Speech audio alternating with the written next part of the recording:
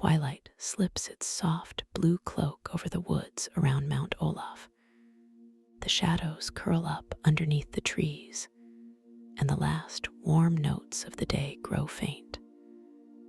A small black figure ambles out of a thicket, nose to the ground, ears twitching.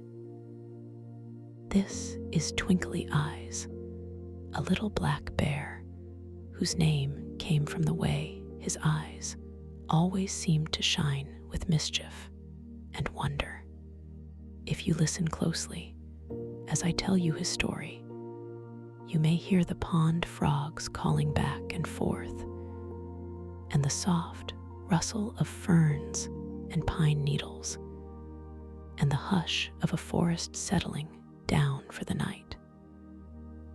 That hush is the perfect place for a bedtime tale, gentle as a stream and steady as a heartbeat.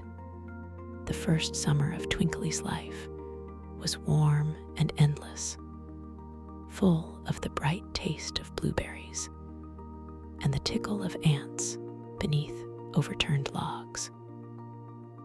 Mother Black Bear led her cubs down from the high mysteries of Mount Olaf into the lowlands, where berries grew plump in the sun. Twinkly and his brother Woof were two roly-poly balls of black fur, always finding a way to tumble into trouble and to tumble out of it, too. Mother Bear was long-clawed and long of tooth, and worried for them every minute, as good mothers will. But she also loved teaching them the ways of the woods.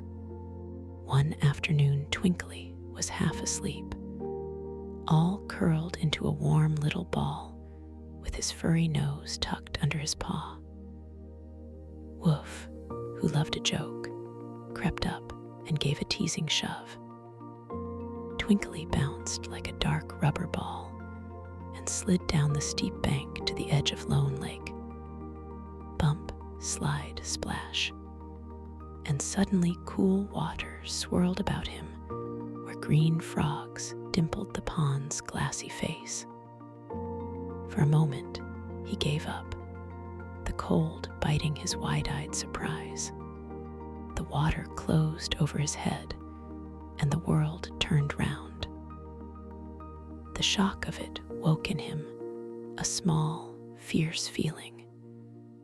There would be no one to rescue him unless he learned to help himself. Mother Bear was in a panic when she saw him go. No animal mother likes to think of her youngsters in peril. She slid down the bank on her haunches quicker than Twinkly had ever seen her move, and plunged into the blue. She dragged him back to the warm bank and licked the water from his fur until the chill slid away. Then, with a rumbling voice that made the cubs sit up straighter than any spank, she told them plainly what had to be done. "You must learn to swim," she said. "You can't always have someone pull you out." How the two little cubs complained at first, shivering and thinking of cold water. Yet Mother Bear's mind was set, and as soon as afternoon warmed a little, she led them to a shallow pool where the sun stitched patches of gold through the leaves into the water, there with the frogs crying K-dunk, and the tall ferns brushing the bank. Twinkly felt himself forced forward.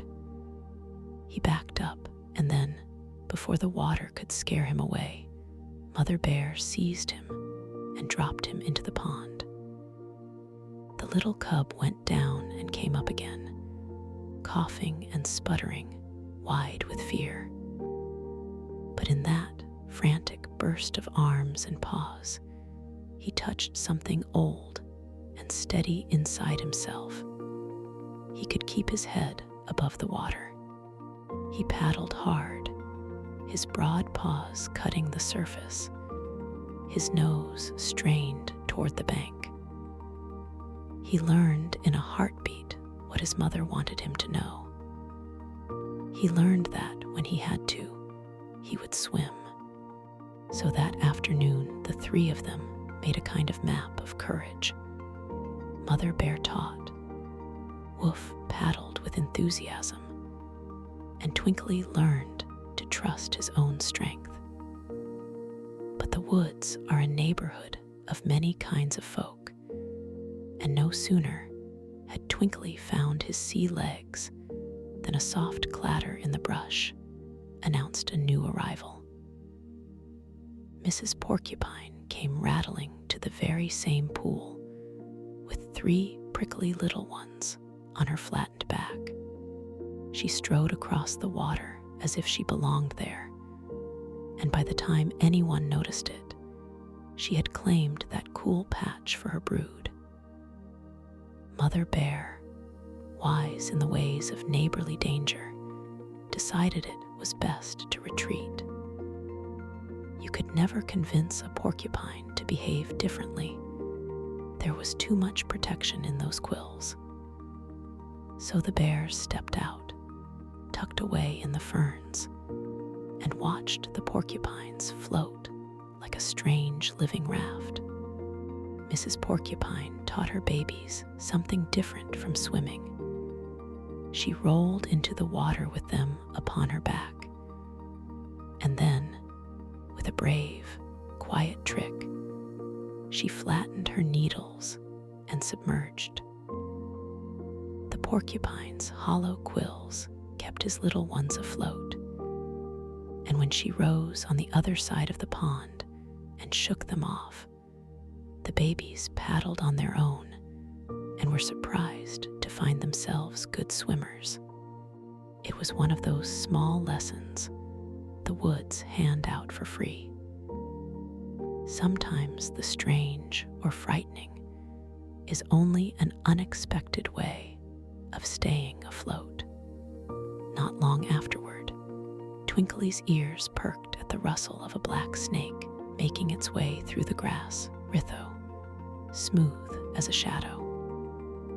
Mother Bear commanded, and the cubs climbed the nearest tree so fast they seemed to fly.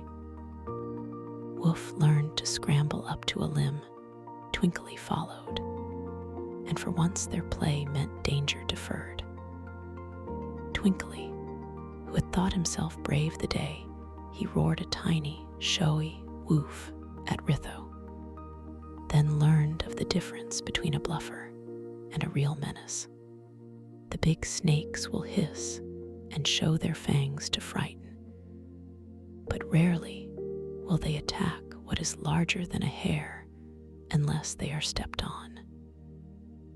So Mother Bear said, laughing that low, rumbling laugh of her, "Bluffing sometimes takes you far, but beware where your bluff leads." That afternoon was full of small lessons. How porcupines' quills keep babies safe in water.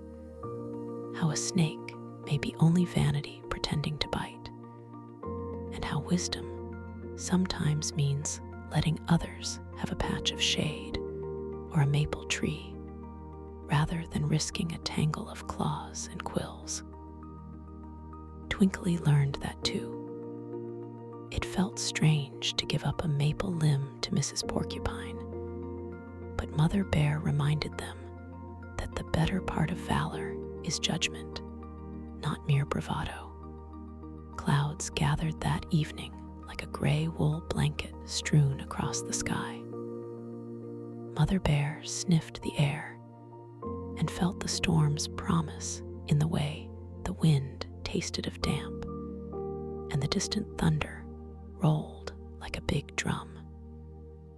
She hurried the cubs away from the tallest oaks and toward a grove of birches where the trees stood like slim white lanterns in the near dark.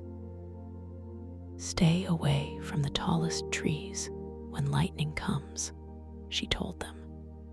"And if you can, wait out in the open rather than huddle beneath any single tall trunk that might invite a flash to strike." The lesson of storms is one of quiet caution, and Mother Bear meant for her cubs to remember it. Twinkly's little heart fluttered at the thunder, and he stiffened when a bright flash split the sky. But he stayed near, and when the storm broke to hail and then to showers, she covered them with her body and kept watch. All the worry and the scolding melted away as the clouds chased themselves around Mount Olaf, and the sun went down in a wash of red. The brothers fought and wrestled and played until their breath panted in little clouds as the day cooled. They tumbled over a slope, and Woof went rolling like a rubber ball into a bramble.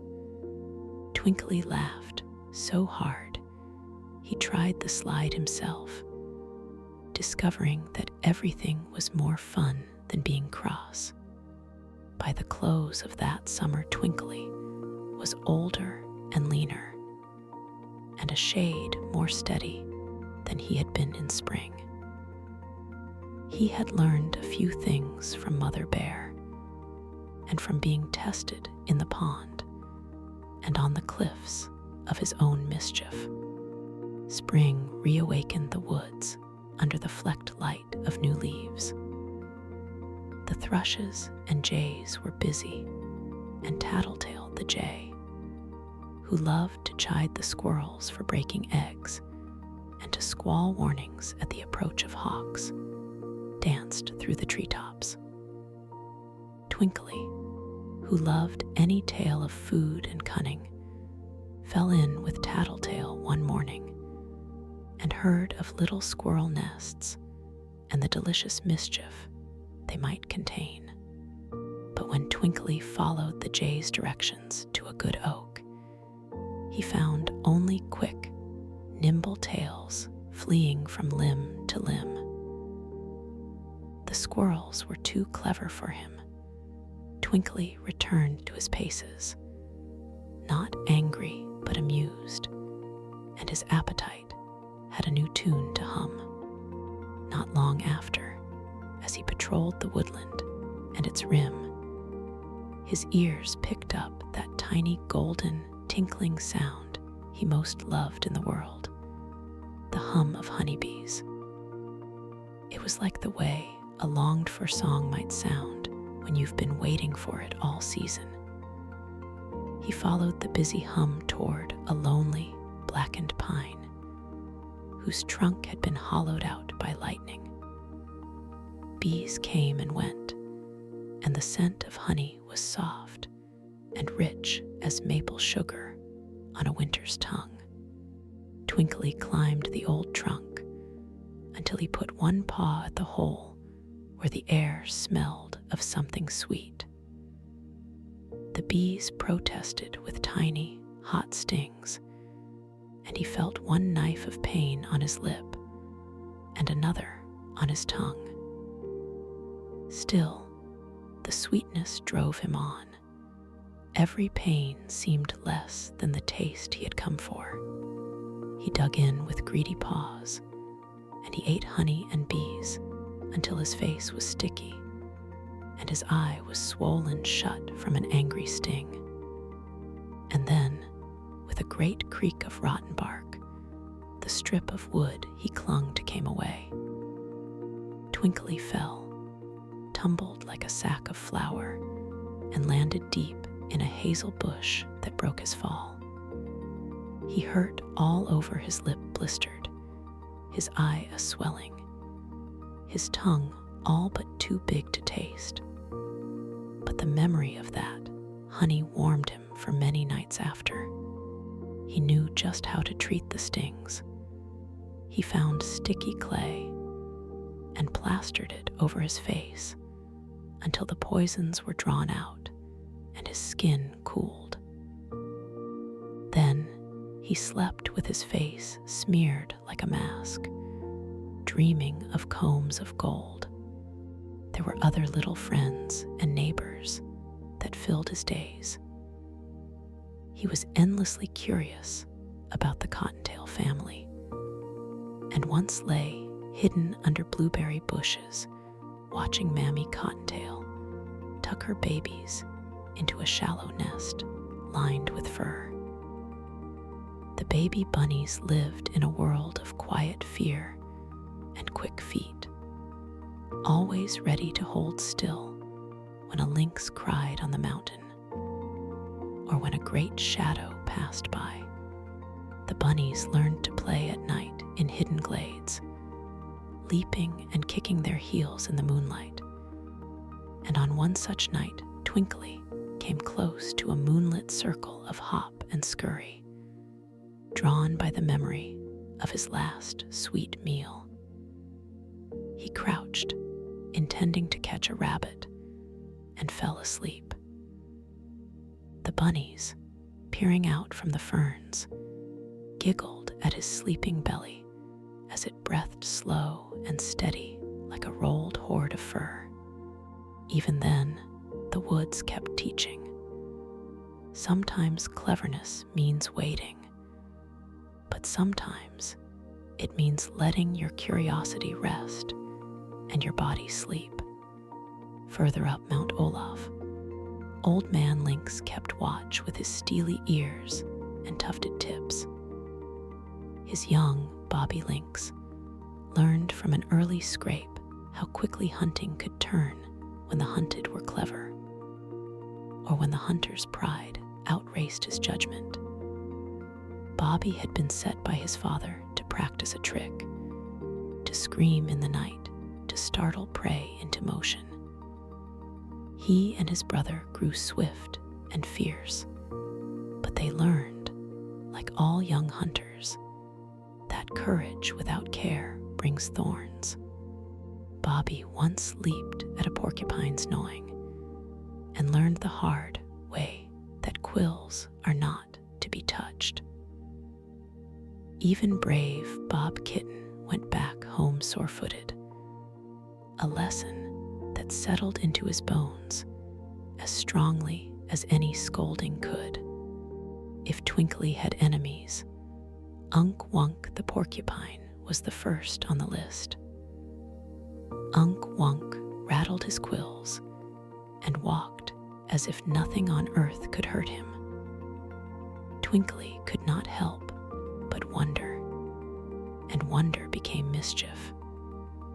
Twinkly tried a small trick, flipping a clod of earth, then a second, and soon had pushed his paw under the porcupine's side and given him a toss.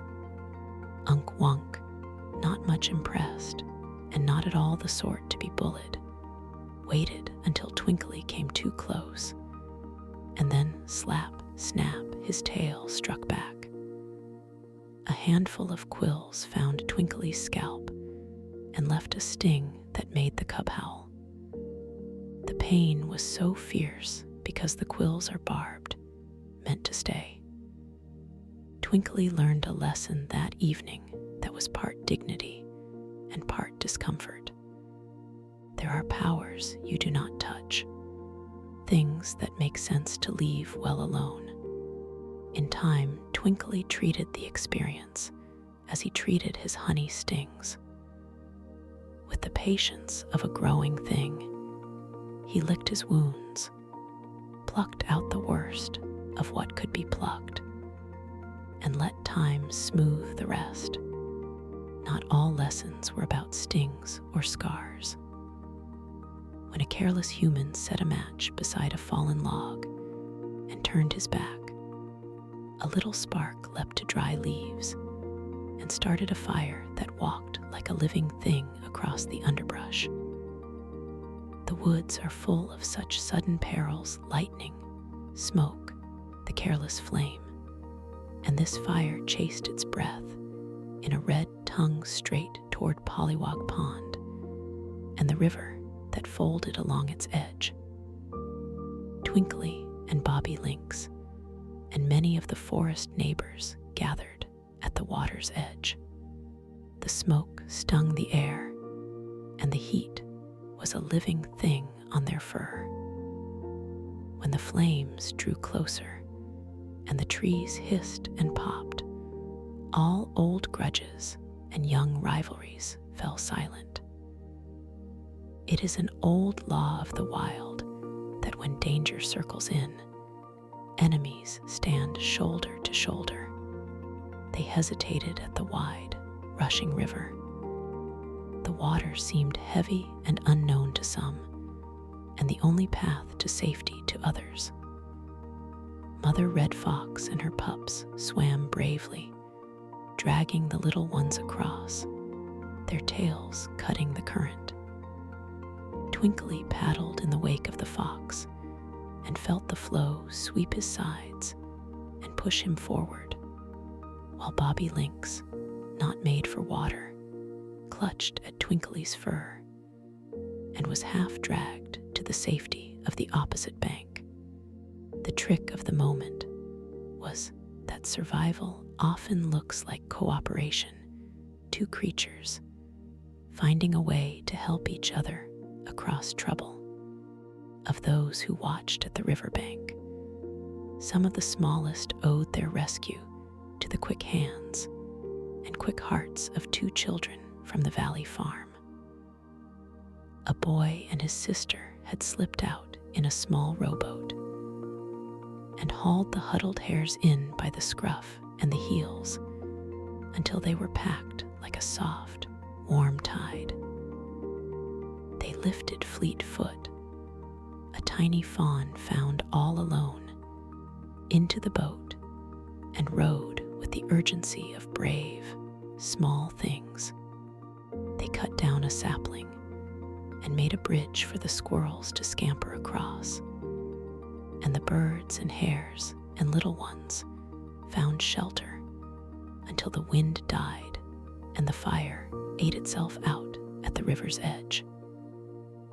When the flames cooled to a red memory, the woods were stitched with a new pattern of char and ash, and from that day forward, there was a quieter deference among many of the woodsfolk, an unspoken gratitude for whose hand had pulled whom from the smoke. Autumn came wearing leaves like coins, yellow and russet and fallen. The wild ducks called to one another, and the clouds turned thin and cold. Twinkly felt the tug of sleep as the days shortened, and his appetite filled his fur with fat. He thought of nests and of dens, and of his own small plots of safety. He wandered, searching for a snug, secret place where he could curl and dream through the long winter. He smelled the damp sweetness of pine needles and the sticky perfume of a sugar camp, the tumble-down shack where once men had boiled maple sap into the clotted sweetness of sugar. There lay a cask, half broken by wind and rain, and Twinkly, who loved the taste of honey and the breath of sugar as a treat sweeter than any other, nudged and tore until he had his head inside the barrel.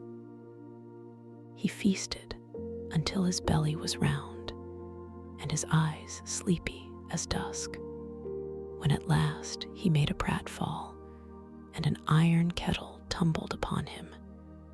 He fled and then returned, plundered and satisfied. He slept with his tongue sticky and his heart full of dreams of syrup and combs of honey. But the world obeys the seasons, and winter is as patient as a clock. The first snow fell in a soft, silent sweep that hid the hills and muffled the forest to a hush you could hear in your bones. Twinkly, though plump from his preparations, had not yet chosen a den. His mother's den was full, his father's den a place for a bear who made men cautious with his presence. To sleep anywhere else seemed folly. Then he found a wide, overturned pine stump with roots that had lifted a patch of earth and dead leaves like a blanket. He dove in and made himself a nest from fallen leaves, noses and toes tucked warm inside his black shape. The snow drifted soft and quiet over the stump until the little round shape of him almost disappeared beneath the white. He breathed slowly, and the rhythm of his breath was a lullaby as the world outside hunkered down too. Curling up under that stump, Twinkly closed his eyes and let his dreams fill up with honeyed trunks and bee voices, and the gentle tucks of a warm mother's paw. He slept deep through the winter months, while snow feathered the trees, and the creek ran like a silver thinking line beneath the ice. In his dreams, he met porcupines who taught him caution, jays who scolded and laughed, and a boy who had once rattled a fish from his grasp, yet later rowed a boat to save a trembling fawn. He dreamed of the tricks he had once played, and those played upon him, of falling plunk from a pine, and of licking a sore lip until it felt better. He slept safe under his stump, skin tight against the cold, heart listening to the faint, distant world beyond. Such is the life of Twinkly Eyes, a life where each day has its small lesson sewn into it like a patch on a quilt. He learned to swim when the cold waters surprised him, to leave a porcupine alone after its barbed tail taught him respect, to find that a bee's sting is a price sometimes paid for the sweetest honey, to step back when a maple sugar cask threatens to trap ahead, to work with, not against, friends when the fire came licking. He learned that the forest is sometimes stern, sometimes gentle, and always full of neighbors who weave together a larger tale than anyone can tell. And now, as you lie in your own safe place, perhaps tucked under blankets with the lights all low, and the hush of your room like a small wood, remember Twinkly's small, bright eyes. He is dreaming now of spring's first bees and the crisp taste of blueberries, of quick, warm rivers and slow, steady birches. He grows lean in winter and rounds in the thaw. He will wake with the year, and his days will be full once more of the little adventures that make a lifetime of learning. Let your breath, too, come slow and even like a river's sweep. Let the warm comfort of bed and the soft dimness carry you to the quiet place where small dreams gather. Picture the hush of Mount Olaf's woods and the soft black curl of Twinkly's sleeping form beneath his stump, confident and safe, till spring calls him back into the honey hum and the blue of the berries. Good night, gentle friend.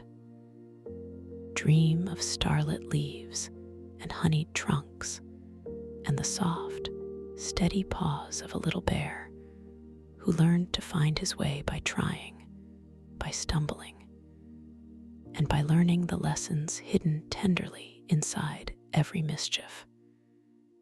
Sleep like twinkly deep content and filled with the small, bright hope of a new morning.